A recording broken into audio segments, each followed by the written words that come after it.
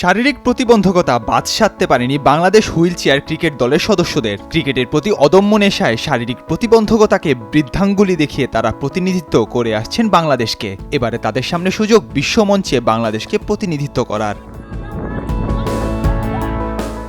প্রথমবারের মতো বসতে যাচ্ছে হুইল চেয়ার ক্রিকেট বিশ্বকাপের আসর। আয়োজক হিসেবে থাকছে Pakistan wheel chair cricket council, যারা আন্তর্জাতিক হুইল চেয়ার ক্রিকেট কাউন্সিলের প্রতিষ্ঠাতা সদস্য।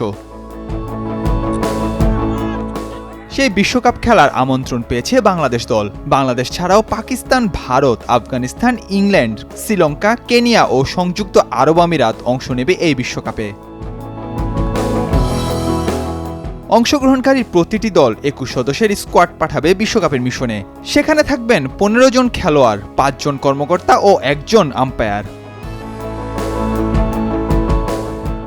বিশ্বকাপে ডাক পাওয়াটা বাংলাদেশ হুইলচেয়ার দলের জন্য বেশ গৌরবময় বিষয় বলে মনে করছেন অধিনায়ক মোহাম্মদ মহসিন। একই সঙ্গে দেশের মানুষ তাদের সমর্থন যোগাবে বলেও আশাবাদ তার।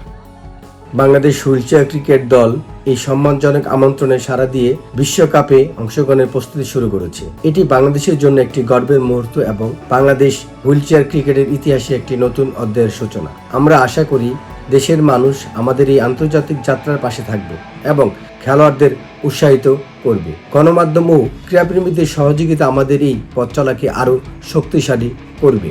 বিশ্বকাপে এখনও দল পায়নি কোনো স্পন্সর, পায়নি বিসিবি বা মন্ত্রণালয় থেকে কোনো আর্থিক সহায়তাও। বিসিবির পাশাপাশি যুব ও ক্রীড়া মন্ত্রণালয় তাদের সহায়তায় এগিয়ে আসবেন বলে আশা মহসিনের। আমাদের এই বিশ্বকাপে অংশগ্রহণের জন্য এখনো পর্যন্ত কোনো স্পন্সর বা আর্থিক সহযোগিতা নেই।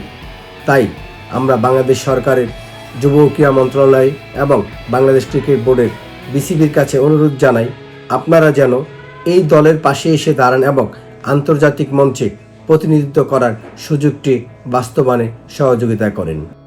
আগামী 30 সেপ্টেম্বর থেকে শুরু হওয়ার কথা রয়েছে হুইলচেয়ার বিশ্বকাপের। 9 অক্টোবর ফাইনালের মধ্য দিয়ে পর্দা নামবে প্রথমবারের আসরের। ম্যাচগুলোর ভেন্যু হিসেবে নির্ধারণ করা হয়েছে লাহোর ও ফয়সালাবাদকে। নাহিয়ান আরিফিন, নয়া দিগন্ত।